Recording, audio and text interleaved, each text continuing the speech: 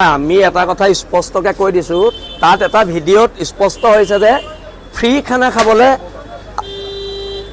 আহে সকলো। সেই মহিলাগৰাকীয়ে অসমীয়া জাতিটোক তুচ্ছ-তাচ্ছিল্য কৰিলে ফ্ৰী খানা খায় বুলি। এতিয়া চৰকাৰে তাইক জেলত ফ্ৰী ভাত খুৱাব নে নোখোৱাই তাক লৈ আমাৰ প্ৰশ্ন আছে, আৰু তাইক গ্ৰেপ্তাৰ কৰিব লাগিব। তাই বাপেকৰ অসম নেকি এখন? তাই আমাৰ জাতিক তুচ্ছ-তাচ্ছিল্য কৰিব। জাতি মাটি ভেটিৰ কথা কয়। জাতি মাটি ভেটিৰ কথা কোৱা চৰকাৰৰ দিনত অসমীয়া জাতিক ফ্ৰী খানা খায় বুলি তুচ্ছ-তাচ্ছিল্য কৰিব, এই কথাবিলাক হ'ব পাৰে নেকি কেতিয়াবা? আৰু এটা কথা স্পষ্ট, সেই মহিলাগৰাকীক এৰেষ্ট কৰিব লাগিব আৰু শংকৰজ্যোতি বৰুৱাক অতি শীঘ্ৰে মুক্তি দিব লাগিব। এতিয়া অসমত এটা ছিষ্টেম চলিছে, যদি অনা অসমীয়া মানুহ আৰু অসমীয়া মানুহ এজনৰ মাজত সংঘাত হয়, অনা অসমীয়া মানুহজনক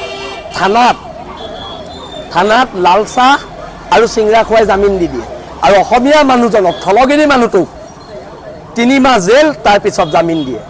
এইটো কি ছিষ্টেম চলিছে তাক লৈ আমাৰ প্ৰশ্ন আছে মুখ্যমন্ত্ৰী ডাঙৰীয়ালৈ, তাক লৈ প্ৰশ্ন আছে আমাৰ চৰকাৰৰ বৰমূৰীয়াসকললৈ।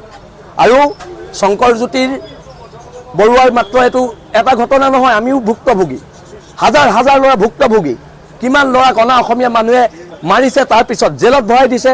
আৰু যিকেইজন পুলিচ বিষয়াই অসমীয়া ল'ৰাবোৰক, নিজৰ ল'ৰাবোৰক জেলত ভৰাই আছে, মই আপোনালোকলৈ এটা অনুৰোধ কৰিছোঁ, যেতিয়া আপোনালোক ৰিটায়াৰ হ'ব, তাৰপিছত যদি আপোনালোকৰ ল'ৰা ছোৱালীৰ ওপৰত আক্ৰমণ হয়, তেতিয়া কিন্তু আপোনালোক বিলাচী থানা নামৰ এই সত্তাটোৰ ওচৰলৈ আহিব লাগিব। কোনো অনা অসমীয়া মানুহ, কোনো চৰকাৰৰ বৰমূৰীয়া মানুহে আপোনালোকক সহায় নকৰে। সেইকাৰণে আত্মসন্মানেৰে কাম কৰিবলৈ আপোনালোকক আমি অনুৰোধ জনাইছোঁ। এতিয়া চাওক, এতিয়া IOCLত যদি আমাৰ ল'ৰা এটা ডিপু খুলিবলৈ হয়, তাত প্ৰত্যেকখন কাগজ ক্লিয়াৰ লাগিব। কিন্তু যদি অনা অসমীয়া মানুহ এটা খুলিবলৈ লয়, তাক কাগজ পত্ৰৰ প্ৰয়োজন নাই। মই কৈছোঁ নহয়, সকলো আইন কেৱল আমাৰ বাবেহে, সিহঁতৰ বাবে আইন নাই। সিহঁতক ফ্ৰী লাইচেঞ্চ দি থৈছে, খিলঞ্জীয়াক মাৰ, ভূমিপুত্ৰ মানুহক মাৰ, সিহঁতৰ কাৰণে ফ্ৰী লাইচেঞ্চখন ফ্ৰী। কিন্তু নিয়মবিলাক অকল আমাৰ ক্ষেত্ৰত প্ৰযোজ্য, নিয়মবোৰ আমাৰ খিলঞ্জীয়া মানুহৰ ক্ষেত্ৰতে প্ৰযোজ্য হয়। আজি এতিয়া দুলীয়াজানত আমাৰ বিলাচী থানাৰ ৰন্তুপানী ফুকন, হৰ গগৈ, হেমন্ত বৰাৰ নেতৃত্বত আন্দোলন হৈ আছে। গণতন্ত্ৰ শেষ স্তৰলৈকে আন্দোলন হৈছে আৰু হৈ যাব।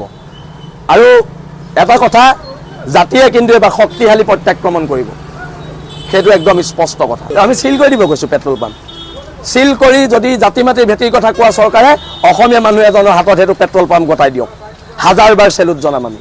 খিলঞ্জীয়া মানুহ এটাৰ ওচৰত গতাই দিয়ক। সেইবিলাক আমি নাজানো IOCLত কি চলিছে, খালি আমি এটা জানো, শংকৰজ্যোতি বৰুৱাক ভুৱা গোচৰত গ্ৰেপ্তাৰ কৰিছে।